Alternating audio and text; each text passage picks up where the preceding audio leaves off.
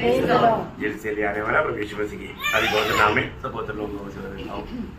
प्रभु की बढ़िया निकले कि आज और एक दिन प्रभु के वचन से सीखने के लिए हमें अच्छा सुंदर मौका प्रभु ने बना कर दिया, अनुकूल परिस्थिति दिया, सबको अच्छा तबीयत दिया।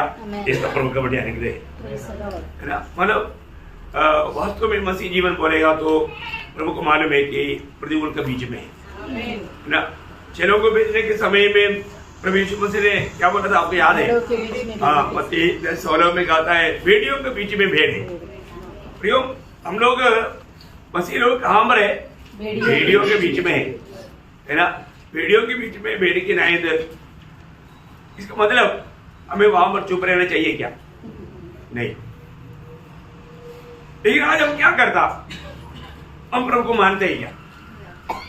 कितने लोग बोल सकते हैं कि मैं प्रभु को मानता हूँ? अभी हमने आखिरी में मानव प्रकाश वाक्य बना देगा 9 वचन में हम पढ़ रहा था, सीख रहा था कि यूहन्ना क्यों पतमोस में था, है ना। मतलब यीशु मसीह की गवाही, यीशु मसीह की गवाही में ये दुनिया सह नहीं सकता। आपको मालूम है ना। आज जो जितने लोग बोलते हैं मैं मसीह हूं, कितने लोग प्रभु का गवाही देता है? देखो, ये व्यक्ति कहता है कि मसीह हूं और आप गवाही नहीं देता तो आपको मसीह नहीं कहा जाता।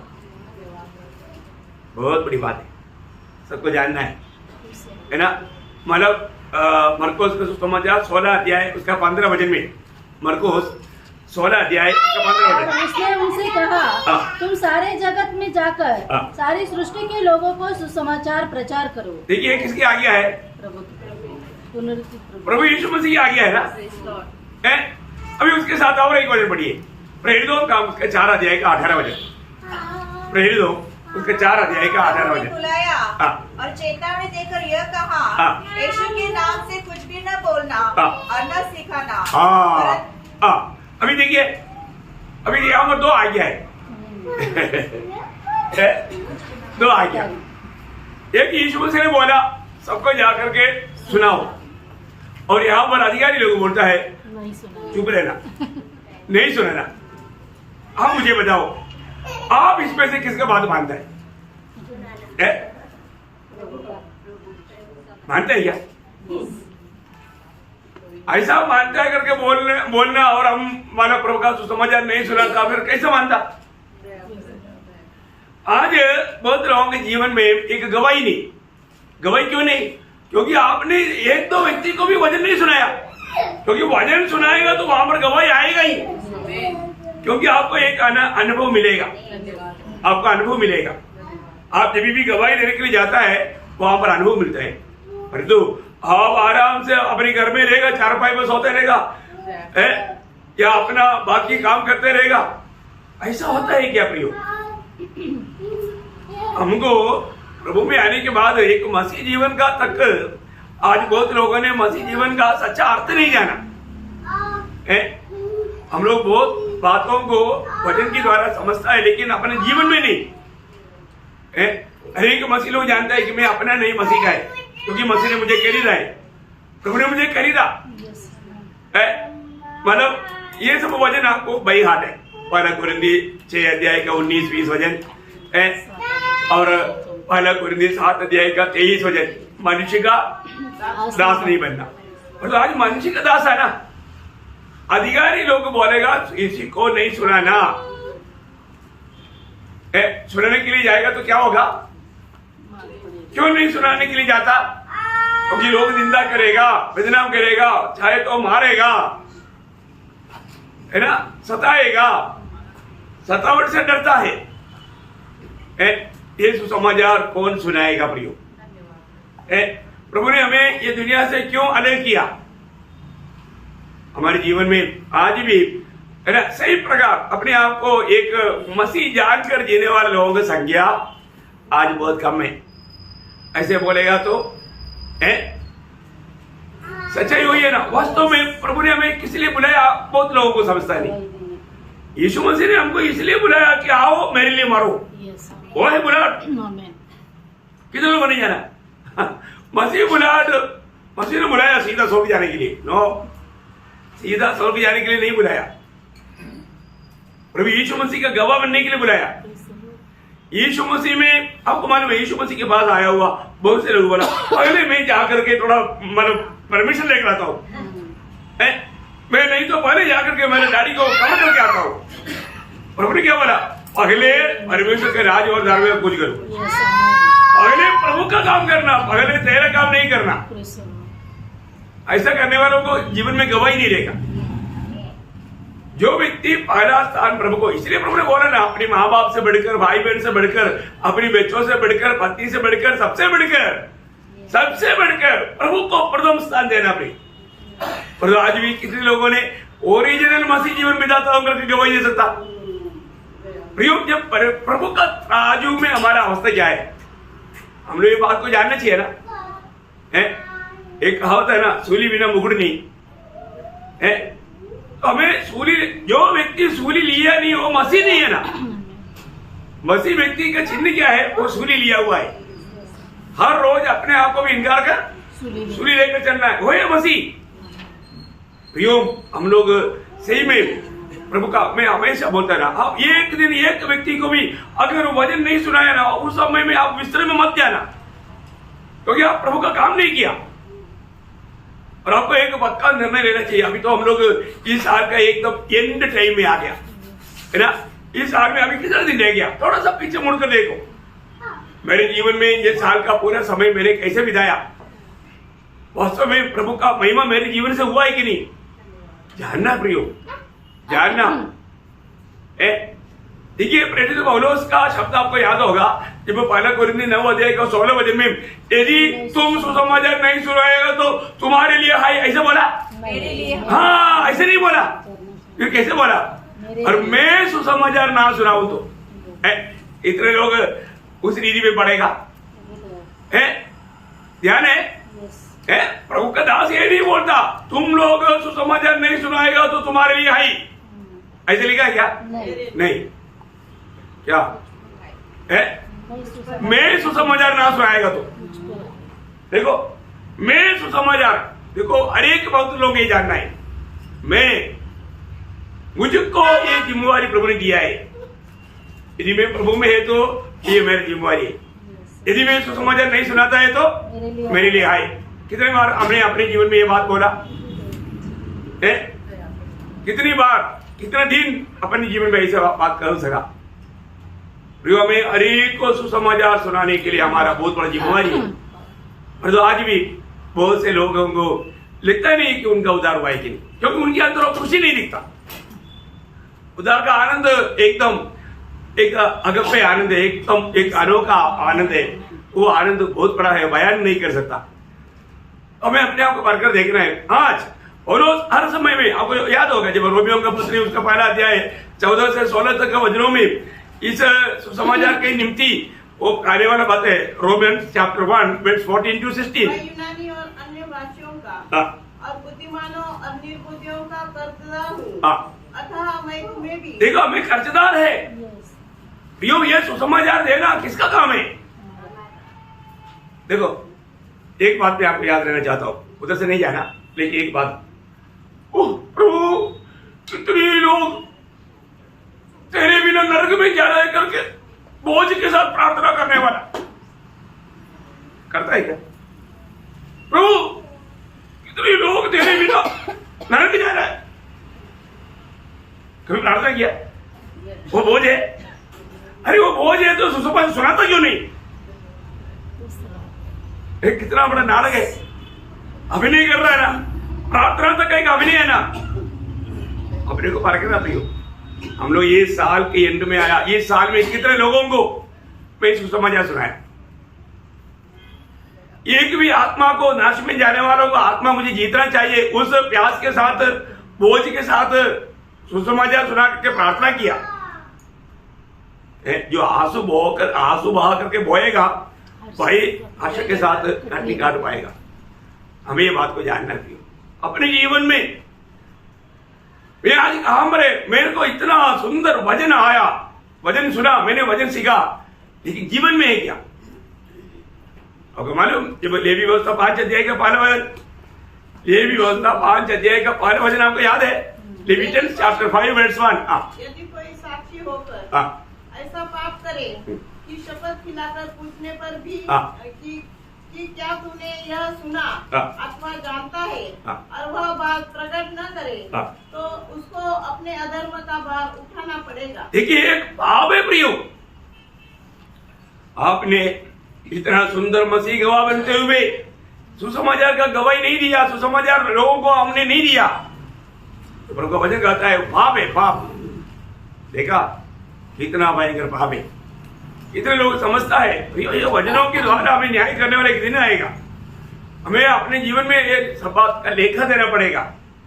बहुत बड़ी बात है। मुझे लगता है कि इन बातों को नहीं समझाया, ऐसे नहीं, कई बार मैंने समझाया वो बात है, रोज रोज हमें करना प्रियो। 96 भजन संगीता उसका 2 और 3 भजन क्या खास भजन है प्रियो। आप देखिए 96 का 2 और 3। यहोवा के लिए गाओ, उसके नाम को धन्य कहो, दिन प्रतिदिन उसके किए हुए उद्धार का शुभ समाचार सुनाते रहो। देखा, दिन प्रतिदिन उसने हमारे लिए जो किया हुआ ये सुसमाचार का ये संदेश सुनाते रहना। अन्य जातियों में उसकी महिमा का और देश देश के लोगों में उसके आश्चर्य कर्मों का वर्णन करो। देखा, वर्णन करता है क्या? करो, करना चाहिए। उधार पायो हम लोग ये काम नहीं करेगा तो फिर कौन करेगा? फिर मैं आपको बताना चाहता हूँ, हम लोग बहुत से वचन जानता है, हम लोग हमारा काफी प्रभु ने हमें आत्मीय में उन्नति दिया, बढ़ाया, हम लोग बहुत कुछ जानते हैं, लेकिन हमारे जीवन में प्रभु जैसे चाहता है ऐसा कार्य अगर नहीं रहेगा तो न कई बार गवाही के लिए मौका देता है, लोग खड़ा नहीं होता क्योंकि गवाह नहीं बना। जब यीशु मसीह का गवाह बनकर जीवन में जाएगा तभी तो गवाही होगा। दुखदायी बात है ना प्रियो, दुखदायी बात है। अपने जीवन में अगर हम मसीह का एक गवाही देने का समय मिलने पर हम पीछे हट जाए बोलेगा तो लोगों का दिल को कितना दुख रहेगा, है ना। जरूर बोलने पर शब्दों में प्रभु प्रभु कहता है, लेकिन जैसा लिखा ना लूका 6 अध्याय का 46 वचन में, हे तुम मुझे हे प्रभु कहते हैं परंतु मेरी बात को नहीं मानता, मेरी बात को नहीं मानता। कितना भयंकर धोखा की बात है, है ना। अपने जीवन में प्रभु में आने के बाद मैं आपको बताना चाहता हूँ, हम लोग सच में उस क्रूस का वो दर्शन हमें अच्छी तरह मिलना चाहिए। आज वास्तव में मुझे में कौन जी रहा है? मैं जी रहा है, उसको मसीह जीवन नहीं कहता। यीशु मसीह हमारे में जीने वाले जीवन है। अब हमारे में जब अब हम लोग बहुत बार पढ़ने वाले एक वचन है, गलातियों 2 अध्याय के 20 वचन। अब हमारे में उसमें मैं या मेरे लिए या मेरे कारण मेरे निमित्त ऐसा प्रयोग वो एक ही वचन में 6 बार है, इंग्लिश में 8 बार है। आई 8 बार इंग्लिश में, तो 6 बार मलयालम में। हिंदी में कितने बार है देखो, मैंने एक्चुअली हिंदी में नहीं देखा है, मतलब आते आते ये देखो एक ही शब्द के अंदर है। मतलब गलातियों 2 अध्याय का 20 वचन, सभी लोग अपने बाइबल निकाल कर देखिए। गलातियों 2 अध्याय का 20 वचन, सब लोग अपना बाइबल निकाल कर देखिए, और एक आदमी एक हिंदी में जोर से पढ़िए। रुक करके दो। हाँ, पहली बात मैं, शुरुआत में एक मैं आ गया। हाँ देखा, मैं देखो बहुत बड़ी बात है, एक एक शब्द पर ध्यान देकर पढ़ना है, पढ़ने वाला ध्यान देकर पढ़ना। मैं मसीह के साथ क्रूस पर चढ़ाया गया हूँ। अब मैं देखा, दूसरा में, अब मैं जीवित न रहा पर मसीह मुझ में, देखा मुझ में देखा, मुझ में, तीसरा मुझ में, मैं मुझ में और मैं शरीर में, मैं वापस एक बार मैं शरीर में जीवित हो तो केवल उस विश्वास से जीवित हूँ जो परमेश्वर के पुत्र पर है, जिसने मुझसे प्रेम किया और मेरे लिए देखो 6 मेरे लिए देखा है। मैंने हिंदी में भी 6 बार है, मलयालम में भी 6 बार है, इंग्लिश में 8 बार है। देखो वो प्रयोग, वो अलग अर्थ क्या है प्रयोग? पूर्ण रीति में मैं आज प्रभु के साथ एक बन चुका हूं। बहुत बड़ी बात है। एक मसीह जीवन क्या है? मैं प्रभु के साथ बिल्कुल एक बन गया है। इस आप रोमियों के पत्री 6 अध्याय में पढ़ते हैं ना, मैं मसीह के साथ मर गया, मसीह के साथ गाड़ा गया, मसीह के साथ जिलाया गया और मसीह में जी रहा हूं। देखा, बहुत बड़ी बात है, वो है मसीह जीवन। ऐसे जीने वाले लोगों के जीवन में अनुभव आता है। वो व्यक्ति के जीवन में रोज एक नया अनुभव प्रभु देगा ही। ऐसे लोग एक बड़ा गवाही के साथ जीवन बिताएगा। ये बहुत अनमोल बात है। मैं आपको बताना चाहता हूँ, हमें जो हमारा वचन मिलता है, क्लासेस मिलता है, इसको हल्का ना जाने और हम आए हुए समय को पहचान करके मानव उस पर हम आगे बढ़ने पाए। ओके, आज हम प्रकाशित वाक्य उसके पहला अध्याय के 10 वचन पढ़ेंगे। मैं प्रभु के दिन आत्मा में आ गया और अपने पीछे तुरई का सा बड़ा सा शब्द यह कहते सुना, जो कुछ देखता। बस वो एक ही शब्द पढ़ना है, 10वीं वचन। ओके, हाँ, आप लोग बहुत प्रार्थना के साथ, क्योंकि अब ये कोई ये भी वचन में मतलब इस पे क्या है, क्या इतना सा विशेषता है, क्या बात इसमें से जानना है, वापस एक बार पढ़िए। मैं प्रभु के दिन, बस इतना काफी हो गया। मैं प्रभु का दिन, एक कौन सा दिन है प्रभु का दिन? मैं प्रभु का दिन, Sunday, Monday, Tuesday, Wednesday, Thursday, Friday, Saturday, कौन सा दिन है? रोज का प्रभु का दिन। देखो, अभी बहुत लोग ये वचन सुनना चाहिए था, लेकिन कई लोग अपसेट है। मतलब हमें ये बात को जानना भी, हमें अधिकतर विश्वासी लोग प्रभु का दिन संडे मानता है। संडे मानने का कुछ कारण है। प्रभु का दिन संडे मानने के लिए कुछ कारण है। प्रभु का दिन की बातों पर थोड़ा सा आपको प्रकाश देना चाहता हूँ। इसलिए मतलब कई मतलब ऐसा हम लोग किसी प्रकार का एक मूर्ति पूजा करने वाला ना बने, इसके लिए प्रकाशन जरूरी बात है। प्रभु का दिन करने का सबसे बड़ी बात नया नियम की मंडली के लिए प्रभु का दिन संडे मानने का कारण, संडे के दिन यीशु मसीह पुनरुत्थित हुआ है।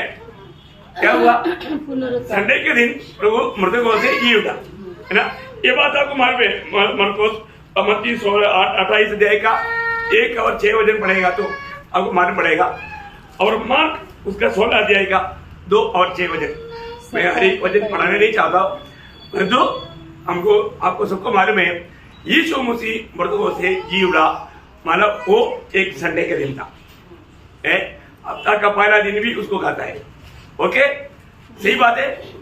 हाँ, तो दूसरा बात क्या है कि पवित्र आत्मा जगत में मानव आया, या आया इससे पहले भी आया है, परंतु एक व्यक्तित्व रूप में पवित्र आत्मा आया, उंडेला गया, वो पेंतुकोस का दिन, 50वां दिन, वो संडे है। वो संडे है।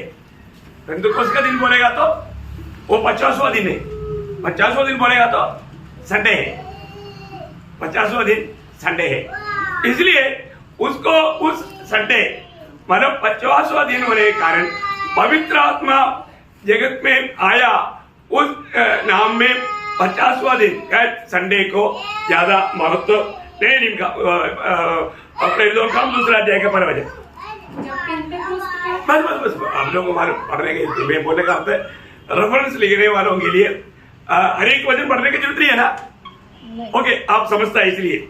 और मंडली ये जगत में मतलब शुरू हुआ, मंडली शुरू हुआ वो दिन संडे है। मंडली किस दिन शुरू हुआ?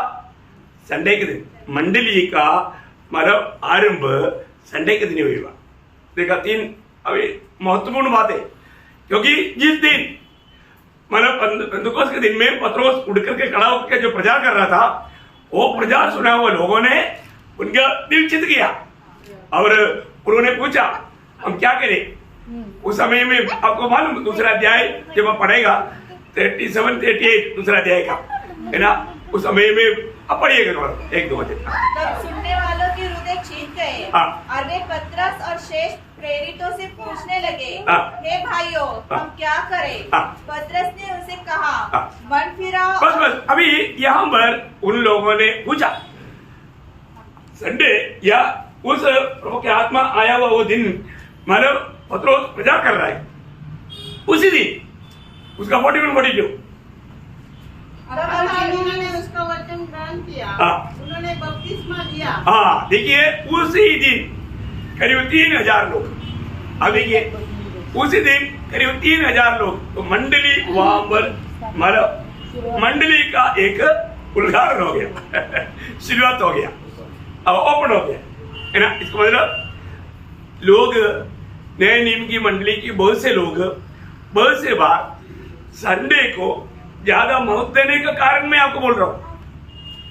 प्रभु का दिन संडे करके मैं नहीं बताया, ऐसे नहीं सोचना, पर जो ऐसे समझने वाले लोग बहुत है उनके लिए बता रहा हूं, ऐसा नहीं। ऐसे ही क्या अपन थोड़ा विशाल रूप में देखेगा, इसलिए बाइबल का अच्छा मैं इसलिए बोला था, उत्पत्ति से लेकर के रेवलेशन तक का हमें इसमें से निचोड़ लाने वाला किताब है प्रकाशित वाक्य किताब, उसमें से हमें बहुत सुंदर प्रकाश मिलेगा, क्योंकि ये इधर उधर से निकाल करके सीखना ही पड़ता है।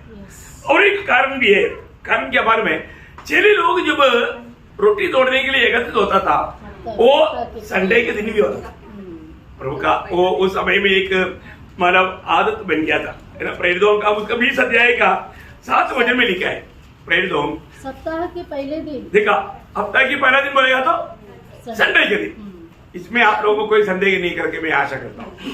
तो वो बात तो जब पहला कोरिन्थी उसकी 16 अध्याय का दूसरा वचन में भी आप देख सकते हैं, सप्ताह के पहले दिन, सप्ताह की पहला दिन बोलेगा तो, इसलिए मानव अधिकतर आज दुनिया भर में आपको मालूम है, अधिकतर दुनिया भर में लोग संडे के दिन ही मानव आराधना मीटिंग बोल करके इकट्ठा होता है, सही बात है। सिर्फ कुछ अरब देशों में उन लोगों को छुट्टी संडे नहीं है, इसलिए उनका छुट्टी फ्राइडे है, इसलिए उन लोग फ्राइडे इकट्ठा होता है। आपको मालूम है ना, आपको मालूम, ये सब आपको मालूम। तो यहां पर मालूम यूहन्ना ने ये नहीं कहा अब तक का पहला दिन यूहन्ना ने दर्शन देगा, ऐसा बोला नहीं, प्रभु के दिन, प्रभु का दिन। आपको मालूम है बाइबल में सिर्फ एक ही जगह पर है प्रभु का दिन करके कहा। बहुत मानव बहुत महत्व की बात है, बहुत ध्यान से सुनने वाली बात है, आप लोग इसको थोड़ा गौर से समझना।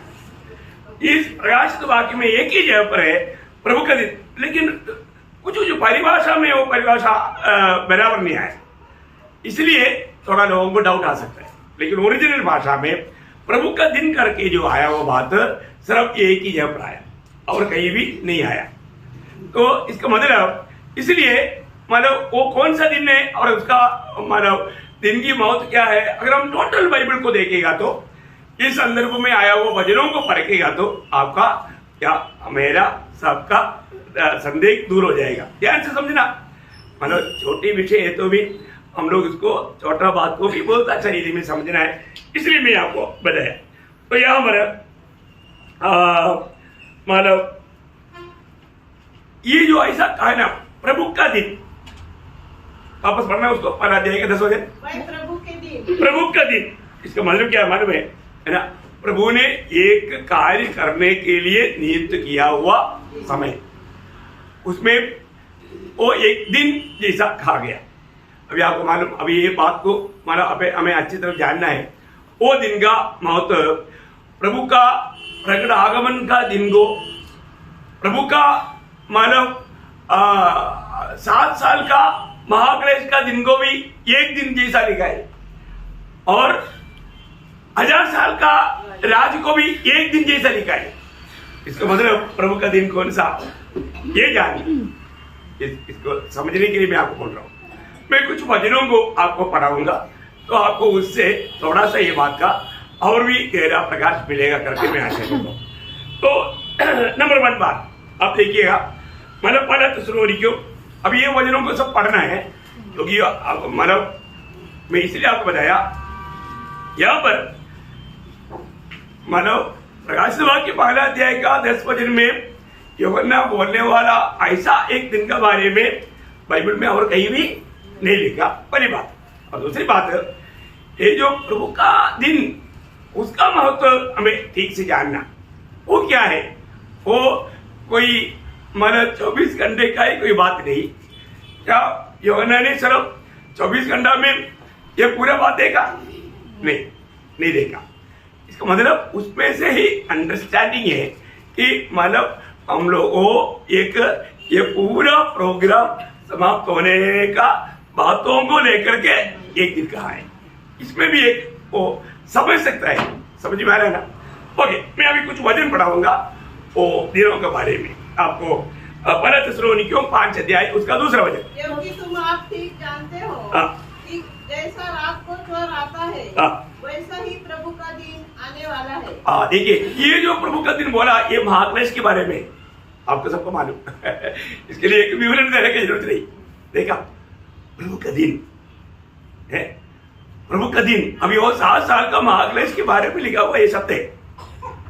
देखा, या मरे हुए हम अगर जो सही में नहीं समझेगा उसको नहीं समझेगा, लेकिन आप लोग आराम से समझे करके मैं आशा करता हूँ। ओके, दूसरा एक शब्द पढ़िए, दूसरा थिस्सलुनीकियों दूसरा अध्याय के दूसरा वचन।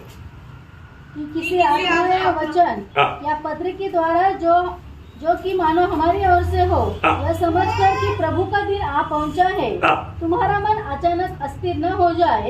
देखिए, यहाँ पर भी बताया महाक्लेश का दिन। अब देखिए, महाक्लेश का दिनों के बारे में ये बताया, प्रभु का दिन आ गया, तुम लोग डरना नहीं, भयभीत नहीं होना। समझ पा रहे हो ना, बहुत ध्यान से सुनना। ओके, तीसरा एक वचन, पहला कोरिन्थी 5 अध्याय का 5 वचन। पहला कोरिन्थी 5 का 5। शरीर के विनाश के लिए शैतान को सौंपा जाए ताकि उसकी आत्मा प्रभु यीशु के दिन में उद्धार पाए। ये कौन सा दिन है? ये यीशु मसीह का आगमन का दिन। समझ में आया ना?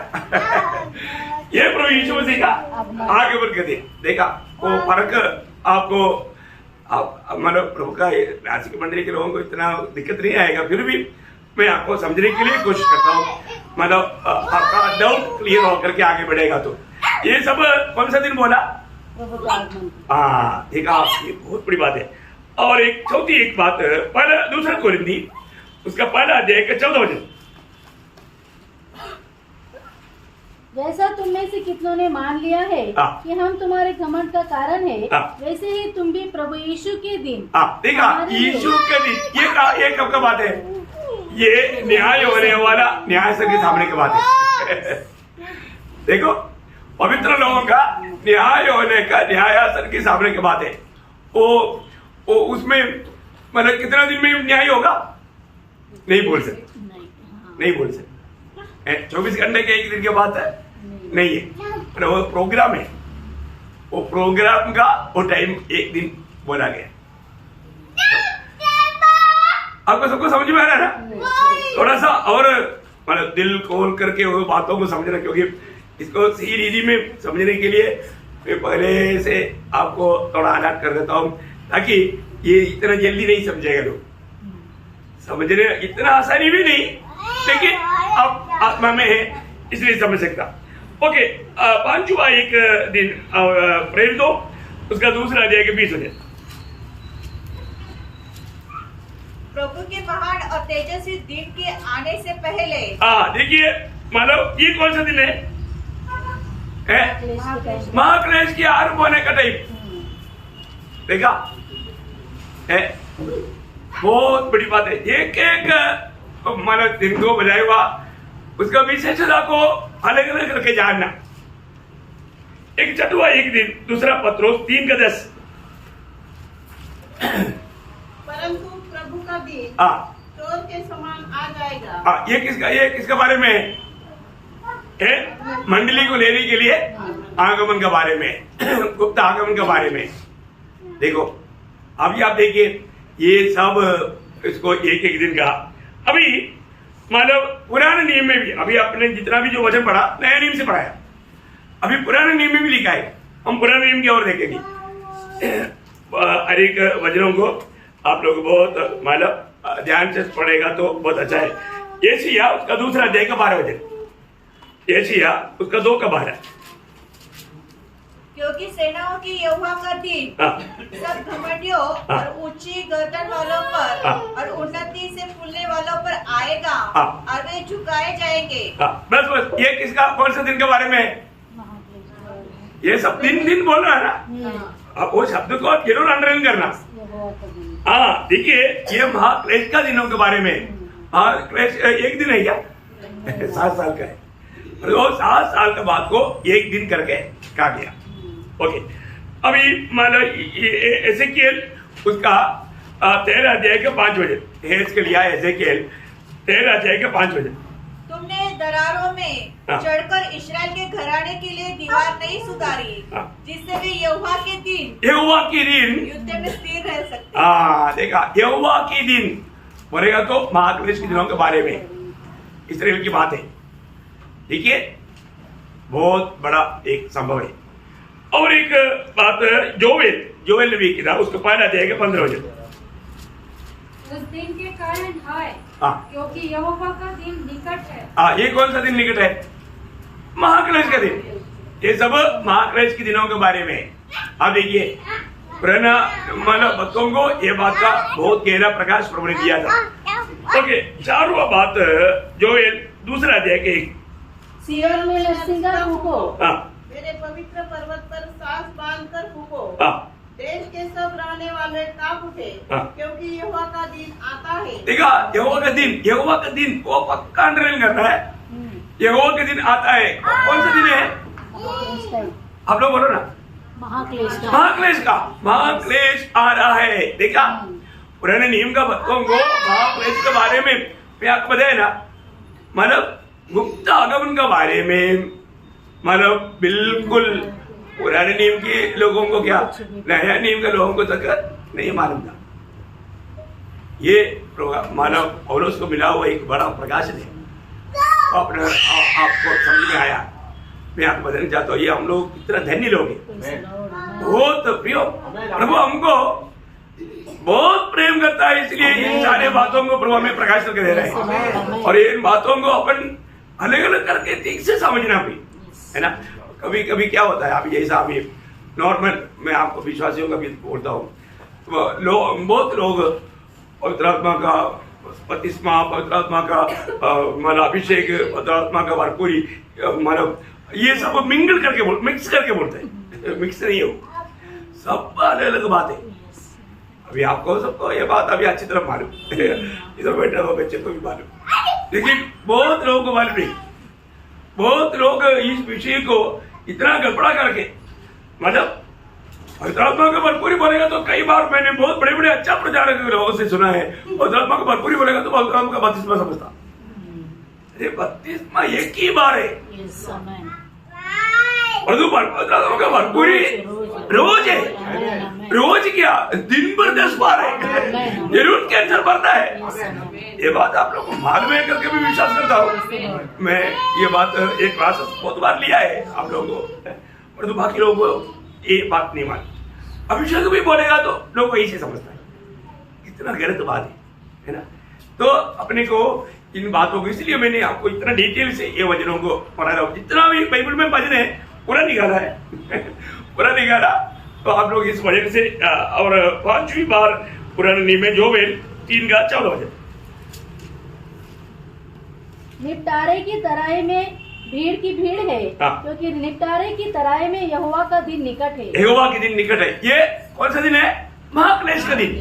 ओके, पुराने नियम के भक्तों को महाक्लेश के ऊपर बहुत अच्छा प्रकाश दिया है। और उसका 6वां एक वचन मलाकी 4 का 5।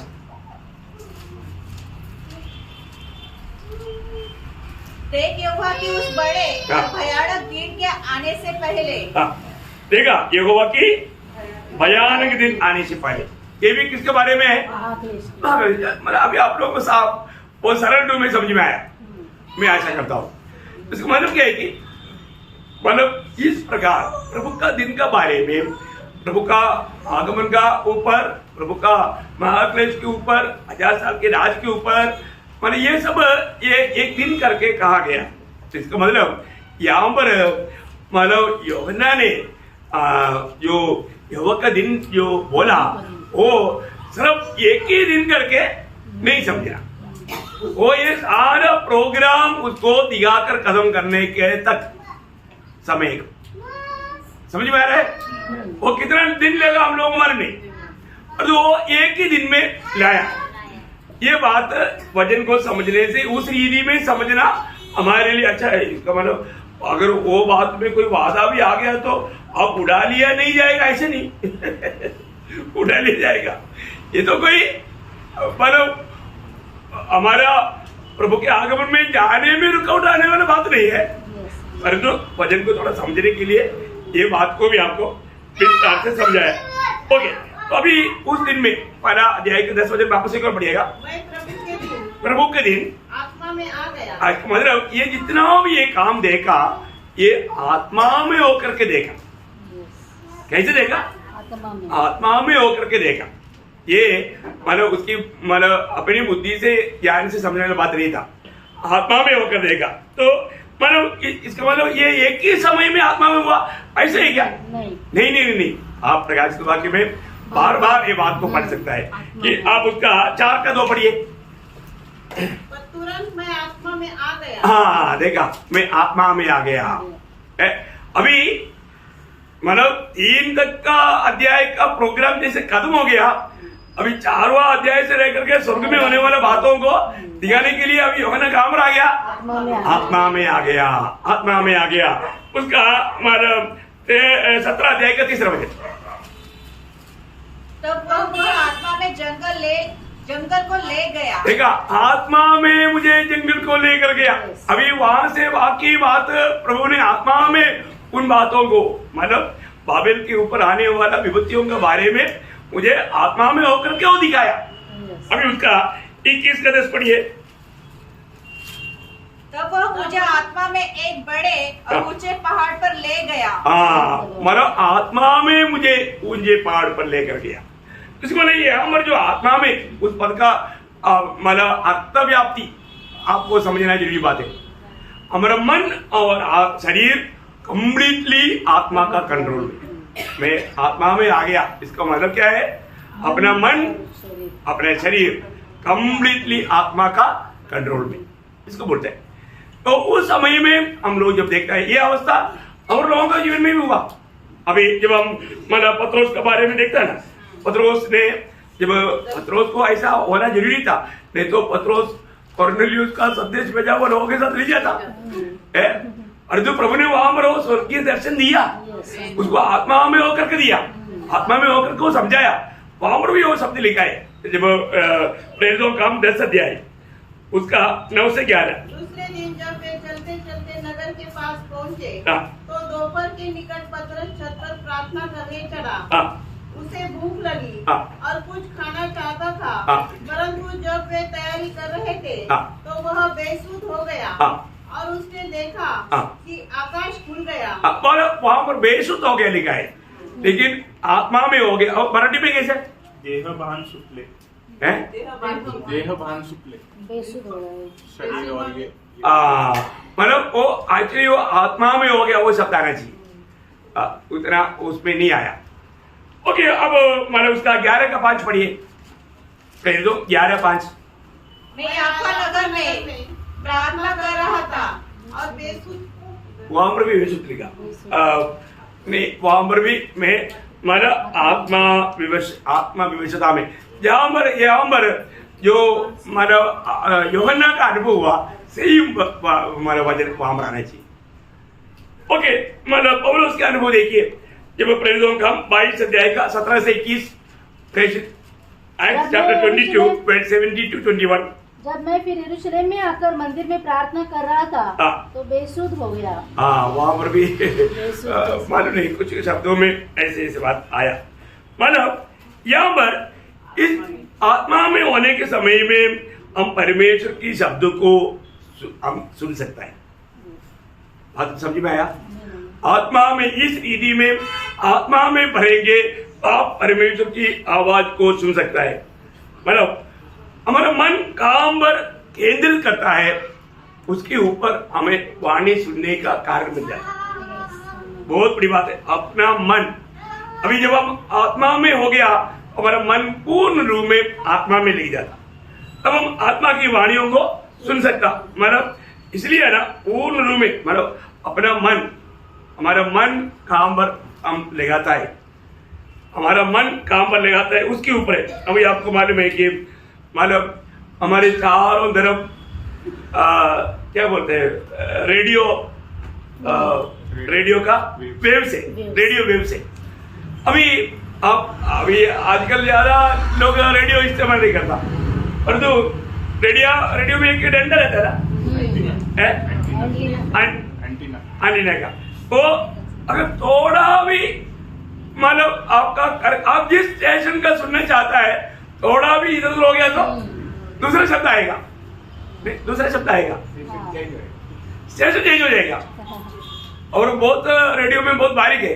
अभी मैं ऐसा बहुत बार ऐसा अनुभव पाया है, इसलिए अब आप में से बहुत लोगों को होगा, पुराने लोगों को जरूर रहेगा, है ना। मतलब अभी ये सब रेडियो बंद हो गया ना, अभी क्या रेडियो है।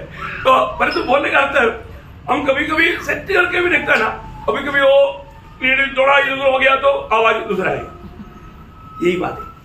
अभी यहाँ पर प्रभु का अभी भी यहाँ पर शब्द है, आप पूर्ण रीति में मन लगाएगा, आप ये वचन सुनने के साथ साथ प्रभु का वाणी भी आपके साथ चलते रहेगा। क्लियर बात है ये। अभी आप देखो, अभी इस एटमॉस्फेयर में सिर्फ एक ही रेडियो वेव नहीं, अरबों वेव, और तो जहां पर वो बराबर कनेक्ट करता है, उधर का ही आपको मिलेगा। सही बात है, हमारा मन हम प्रभु के ओर सीधा एकाग्र करेगा तो मैं आपको बोलता हूँ, आप में कई लोगों का अनुभव भी रहेगा, आप पक्का प्रभु का वाणी सुन सकता। यहाँ पर अभी प्रभु का वचन है, यहाँ पर भी आप मन लगाएगा, आप अभी भी प्रभु का वाणी आपके लिए जो संदेश आप सुन सकते। ओके, अब ये तो एग्जाम्पल में आपको इसलिए बताया। हमारा बोलने का अर्थ यह है कि अपने जीवन में बहुत बार लोग बोलते हैं, मैंने तो कभी प्रभु का वाणी कभी सुना ही नहीं। आपने अभी तक आपका मन प्रभु के ओर लगाया नहीं, सच्चाई वो है, इस पे कोई बुरा नाम है। ओके, तो मतलब अनेक विश्वासियों को ये मतलब मन प्रभु के ओर ट्यून करके रहना चाहिए। ऐसा है तो प्रभु की बातों को सुन पाएगा। तो इसलिए अभी यहाँ पर आत्मा में आया हुआ यूहन्ना का पूर्ण निधि में मन स्वर्गीय बातों पर था। जैसा भी हम लोग प्रभु में आए हुए लोगों के बारे में आपको याद है, कोलोसियों 3 अध्याय के 1-2 वचन। अतः जब तुम मसीह के साथ मिलाए गए तो स्वर्गीय वस्तु की खोज में रहो, जहाँ मसीह विद्यमान में है और परमेश्वर की दाहिनी ओर बैठा है। पृथ्वी पर की नहीं परंतु स्वर्गीय वस्तु पर ध्यान लगाओ। ठीक है, इसका मतलब क्या है कि आपका ध्यान, आपका मन स्वर्गीय बातों पर लगाओ, स्वर्गीय बातों पर। प्रियो, हम लोग जरूर प्रभु के लिए अलग किया हुए लोग हैं। आज हमारे कर्तव्य है, हम रोज प्रभु का मन, मैंने आपको कई बार मतलब प्रभु का वाणी जैसा मैंने सुना, मतलब उसके अनुसार जब हिमाचल में आराधना का बीच में मैंने प्रभु का वाणी सुना। आज आराधना के बाद में जाकर के मतलब जीओसी को मिलो। अभी आप देखो, अभी ये बात प्रभु का वाणी करके मैंने विश्वास भी किया, क्योंकि मेरा मन प्रभु की ओर ही था। और आप देखिए, एकदम कितना अद्भुत बात है। मुझे उस दिन ही जाना था, उस टाइम पर ही जाना था। जैसा प्रभु का वाणी आया तो मैंने सब पवित्र लोगों को बोला, देखो प्रभु का आता है, जाकर के मिलो। सुनने वाला सब तकरीबन 90% लोग फौजी लोग हैं, और लोगों को मजा के लेगा। बोले यार, आप लोगों को विश्वास नहीं, प्रभु का वाणी आया। अभी कौन सुना?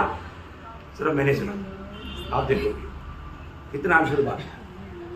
मैंने उनको सबको प्रार्थना में रहने के लिए बोल करके मैं निकला, और मैंने एक्चुअली उस टाइम पर पूछा कि कोई मेरे साथ कोई आना चाहेंगे, क्योंकि मतलब उनको भी अनुभव आना अच्छी बात है। तब एक जगन्नाथ बोल करके एक भाई हिंदू कुटुंब से प्रभु में आया था, आर्मी का भाई है, उनका सीओ का ड्राइवर है, वो बोला मैं आता है। बोला मैं उनको भी लेकर गया, लेकिन जब जीओसी का बैंकड़ा के पास आया व्यक्ति उस डर गया।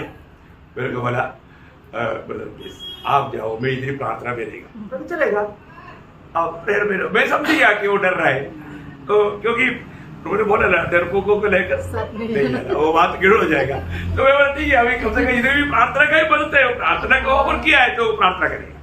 तो मैंने ओके, फिर प्रियो आप देखो करेक्ट टाइम पर अगर मैं थोड़ा आगे पीछे भी होता वो और कोई ना कोई अपॉइंटमेंट लिया लोग रहता है, वो लोग आएगा उनको मिलने के लिए, मुझे मिलने के लिए बात करने के लिए मौका नहीं मिलता। मैं ऐसा टाइम पर प्रभु ने मुझे भेजा और मुझे उनसे मिलने के लिए बात करने के लिए कोई रुकावट नहीं आया। प्रभु ने एकदम जैसा पत्रोस को बंदीगृह से छुड़ाया तब अपने आप द्वार खोल गया बोलता है, ऐसा प्रभु ने द्वार खोला। और अभी हमारा फौजी लोग रहता उनको समझ में आता कितना कैसे था, एक एक जगह पर प्रभु ने द्वार खोल कर रखा और उसी दिन काम हो गया। नेक्स्ट हफ्ते से और भी कहीं बड़ा बारक में आराधना स्टार्ट। देखा प्रभु की ओर मन लेगा हो ऐसा। ये अपने जीवन का हजारों अनुभव में से मैं एक अनुभव आपको बता रहा, क्योंकि ये बहुत महत्वपूर्ण अनुभव है। सामान्य रीति में ये बिल्कुल मानसिक रीति में असंभव है, नहीं हो सकता, लेकिन प्रभु का वाणी आया, उस वचन के अनुसार गया तो प्रभु ने उस काम को किया। तो प्रभु का धन्यवाद हो। ओके, अभी हम अपना 11 वचन में आएंगे, 1 का 11। जो कुछ तू देखता है उसे पुस्तक में लिखकर सातों कलीसिया के पास भेज दे। देखिए यहाँ पर हम देखते हैं कि प्रभु ने यूहन्ना को एकदम इन बातों को दिखाते हुए 7 मंडली को लिखने के लिए भेजने के लिए बताया। अभी आपको हमने 4 वचन में ये बात को ध्यान किया था। मैंने आपको बताया था जो एशिया माइनर बोलेगा तो आज का तुर्की में है, तो ये माना 7 मंडली नहीं, एक्चुअली वहां पर 10 मंडलियां था। तो वहां पर 7 मंडली को लिखने के लिए प्रभु ने बोला। तो इसका मतलब यहाँ का खास एक बात क्या है कि पर इन सारे मंडलियों का कंट्रोल प्रभु का हाथ में, कंट्रोल प्रभु का हाथ में है ना। मतलब यहाँ पर ये 7 मंडली के ऊपर कोई हेडक्वार्टर नहीं, दूसरा दुनिया की रीति का कोई हेडक्वार्टर नहीं। 7 मंडली अपने अपने स्थानों में स्वतंत्र है, पूर्ण रूप में स्वतंत्र है और उसका कंट्रोल प्रभु के हाथ में। हर एक स्थानीय मंडली का कंट्रोल प्रभु के हाथ में। कुछ मंडलियों को मिला करके उसके ऊपर एक नेता नियुक्त करने वाला कार्य प्रभु के वचन में नहीं है। ऐसे एक व्यवस्था प्रभु के वचन में नहीं है। ये सब दुनिया और दुनियादारी की बात है, हम लोग बाद में उस बात को भी देखेगा। अभी उसका 12 से 18 तक का वचन पढ़ना। तब मैंने उसे जो मुझसे बोल रहा था देखने के लिए अपना मुंह फेरा और पीछे घूमकर मैंने सोने की 7 दीवटें देखी और उन दीवटों के बीच में मनुष्य के पुत्र के सदृश एक पुरुष को देखा जो पांव तक का वस्त्र पहने और छाती पर सोने का पटुका बांधे हुए था। उसके सिर और बाल श्वेत ऊन वरन पाले के समान उज्जवल थे और उसकी आंखें आग की ज्वाला के समान थी। उसके पांव उत्तम पीतल के समान थे जो मानो भट्टी में तपाया गया हो और उसका शब्द बहुत जल के शब्द के समान था। वह अपने दाहिने हाथ में 7 तारे लिए हुए था और उसके मुख से तेज 2धारी तलवार निकलती थी। उसका मुंह ऐसा प्रज्वलित था जैसा सूर्य कड़ी धूप के समय चमकता है। जब मैंने उसे देखा तो उसके पैरों पर मुर्दा सा गिर पड़ा। उसके मुझ पर अपना दाहिना हाथ रखकर कहा, मत डर, मैं प्रथम और अंतिम और जीविता हूँ। मैं मर गया था और अब देख मैं युगानुयुग जीविता हूँ और मृत्यु और अधोलोक की कुंजियां मेरे ही पास है। बस। तो अभी यहाँ पर हम लोग जो यीशु मसीह का एक अच्छा प्रकाशन देखने के लिए जा रहे हैं। अभी आपको मालूम है यीशु मसीह का इन वचनों में 12 वर्णन दिया हुआ है। कितना? 12 वर्णन है ना। 12 वर्णन, एक वर्णन बहुत ही श्रेष्ठ बात है, लेकिन आज मैं उस वर्णन की ओर नहीं जाएगा। उससे पहले कुछ बात है, उसका 12 वचन और एक बार पढ़िएगा। तब मैंने उसे जो मुझसे बोल रहा था देखने के लिए अपना मुंह फेरा और पीछे घूमकर मैंने सोने की 7 दीवटें देखी। अच्छा, उधर तक है। थोड़ा सा आगे। और उन दिवटों के बीच में मनुष्य के पुत्र सदृश। बस मनुष्य का पुत्र का सदृश। यहाँ पर मैं आपको इसलिए बताना चाहता हूँ, मतलब आज भी प्रभु यीशु मसीह मनुष्य का पुत्र का सदृश है। अभी मनुष्य का पुत्र करके सिर्फ एक ही व्यक्ति को नाम है। हम लोग परमेश्वर का संतान है, परंतु इस रीति में मनुष्य का पुत्र करके नाम नहीं। ये एक अलग बात है ना। आदम कौन था? परमेश्वर का पुत्र था। है क्या? हमारा लूका उसका तीसरा अध्याय का आखिरी वचन क्या बोलता है? परमेश्वर का बेटा, परमेश्वर का बेटा है। तो आदम में संतति में जन्मा हुआ सब, इवन नया जन्म पाया हुआ हमें भी उस परमेश्वर का पुत्र या बेटा, लेकिन मनुष्य पुत्र करके जो कहा गया वो एक ही व्यक्ति को है, वो प्रभु यीशु मसीह को है। करीब मतलब 79 टाइम्स नया नियम में प्रभु यीशु मसीह को मनुष्य पुत्र करके कहा है। कितना टाइम? 79 टाइम्स। अभी मतलब सारा वचन में आपको अभी लिखवाने की जरूरत नहीं, लेकिन उसमें से एक तो जो जरूरतमंद शब्द है मैं आपको पढ़ाना चाहूंगा, अनेक चारों सुसमाचार से एक दो करके। मत्ती उसका 20 अध्याय का 28 अध्याय। जैसे कि मनुष्य का पुत्र वह इसलिए नहीं आया कि उसकी सेवा टहल की जाए, परंतु इसलिए आया कि आप सेवा टहल करें और बहुतों की छुड़ौती के लिए अपने प्राण दे। मतलब मनुष्य का पुत्र, अभी यहाँ पर यीशु मसीह स्वयं अपने आप बोलता है मनुष्य का पुत्र, है ना। उसका मत्ती का 24 अध्याय का 37। जैसे नूह के दिन थे ऐसा ही मनुष्य के पुत्र का आना भी होगा।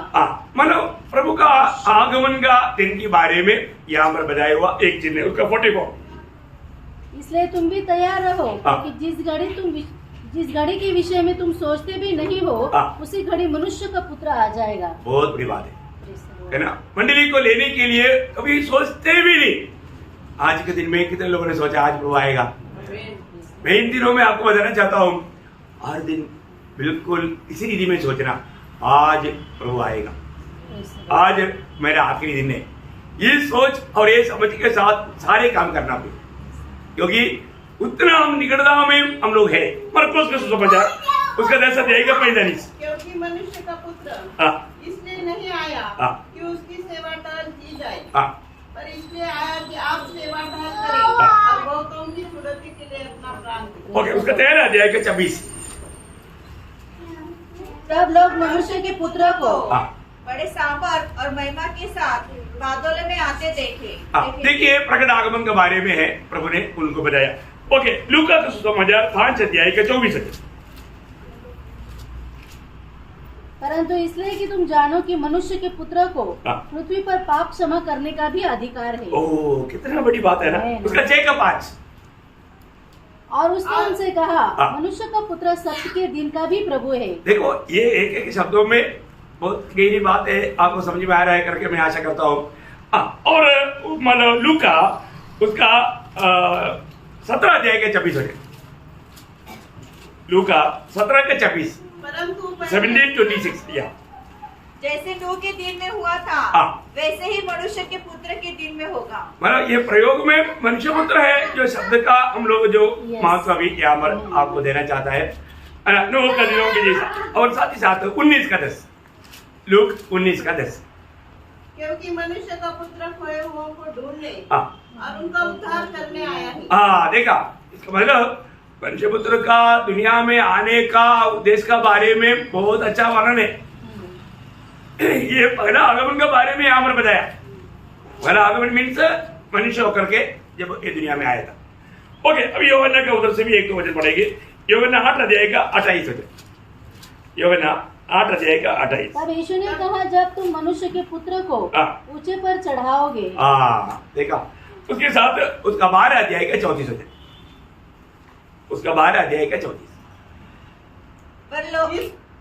मसीह सर्वदा रहेगा, फिर तू क्यों कहता है कि मनुष्य के पुत्र को ऊंचे पर चढ़ाया जाना आवश्यक है? मतलब इसका मतलब यीशु मसीह ने बताया हुआ उस बात को मतलब थोड़ा विरोध करके वो लोग बात बोल रहे हैं, लेकिन यहाँ पर सब जगह पर प्रयोग क्या मनुष्य पुत्र, मतलब बाकी आपको अगर रेफरेंस चाहिए तो ये भी आप मेरे पास से ले सकता है। 79 टाइम्स मतलब मनुष्य पुत्र करके नया नियम में मतलब पढ़ता है। तो यहाँ पर हम लोग देखते हैं कि प्रभु को हम कहाँ देखता है, और एक बात पढ़ करके आज का संदेश समाप्त करेगा। उसका पहला अध्याय का 13 वचन वापस एक बार। और ये उन दिवसों के बीच में उन दिवसों का बीच में अपना मार्टिन ब्रदर ने लाया हुआ एक चार्ट इसमें है, मतलब यीशु मसीह हमेशा काम रहे मंडली के बीच मंडली का बीच में है, मंडलियों का भी बीच में है और मंडली का भी बीच में है। ये प्रभु का एक सुंदर अवस्था है। इसका मतलब क्या है कि मंडली को पूर्ण रूप में मतलब लीड करने वाला, ले चलने वाला, रक्षा करने वाला, संभालने वाला प्रभु है। उस बात का वो एक प्रमाण पत्र है। तो प्रभु को मैं बहुत धन्यवाद देता हूँ। प्रियो, अभी हम मतलब प्रभु यीशु मसीह का अंग वर्णन क्या बोलता है, वर्णन, अंगों का वर्णन, बराबर है, अंगों का वर्णन, अंगों का वर्णन कल देखने जा रहा है। आप लोग उस तरह से मानो 16 तक का भी वजन ध्यान से पढ़कर आएगा तो मानो उसमें आपको ये बार सविशेषता यीशु मसीह का वहां पर मतलब यूहन्ना ने देखा हुआ महिमा से भरा हुआ यीशु मसीह का वो दर्शन, मतलब यीशु मसीह जब पत्मोस में प्रभु मतलब यूहन्ना को प्रकट हुआ उस समय में कैसा मतलब महत्वपूर्ण अवस्था में था, उसका एक एक अंगों का उड़ा करके वर्णन किया हुआ है। 12 वर्णन हम लोग देखते हैं। प्रभु की इच्छा है, प्रभु का कृपा है तो अपन कल वो बात को देखेगा। उसके अंदर भी बहुत आत्मिक रहस्य छिपा हुआ है। आपको आसानी से समझने के लिए जरूर 1-2 बार कम से कम आप उतना बात पढ़ना। 12 अध्याय का 13 से 16 तक का वचन में 12 बातें हैं। आप में से कितने लोग उसको नोट करके लाएंगे? वो 12 बात जरूर है। आप लोग मैं आशा करता हूँ आप लोग उसको नोट करके लाना। आपको बोलने के लिए मौका देगा, मतलब वो 12 पॉइंट बोलने के लिए मौका देगा। पॉइंट का अर्थ तो मैं आपको समझाऊंगा, लेकिन पॉइंट बोलने के लिए मौका देगा। Praise Lord. तो प्रभु आप सबको बहुत आशीष दे। प्रियो, एक बात मैं आपको फिर से याद करना चाहता हूँ। हम प्रभु का बुलाया हुआ है तो मैंने शुरुआत में समझाया हमें मसीह का गवाह बनना है। जब हम मसीह का गवाह बनेगा, अभी एक बहुत लोग बोलता है ना, मतलब मेरे जीवन में मसीह में आने के बाद कोई प्रॉब्लम नहीं, कोई समस्या नहीं है और मैं इसी अवस्था में आखिर तक रहना चाहता हूँ। बोले कि तो कभी भी गवाही नहीं बना, किसी को भी यीशु मसीह की गवाही दिया नहीं, इसलिए कोई प्रॉब्लम नहीं। प्रॉब्लम कब आता? गवाही देगा। यूहन्ना को क्यों मारना चाहा? यीशु मसीह का गवाही के कारण। इसमें गवाही है, विरोधी उसको छोड़ेगा नहीं, उसके जीवन में समस्या खड़ा करेगा। पर प्रियो, कभी डरना नहीं, क्योंकि हमें अपने प्राण को भी अप्रिय जानना है। मसीह जीवन बहुत श्रेष्ठ जीवन है, बहुत अतुल्य जीवन है, इतना मनोहर जीवन है। एक ही चांस है, ये चांस कभी नष्ट ना करे। तो प्रभु आप सबको बहुत आशीष दे, प्रभु को महिमा मिले। आमीन।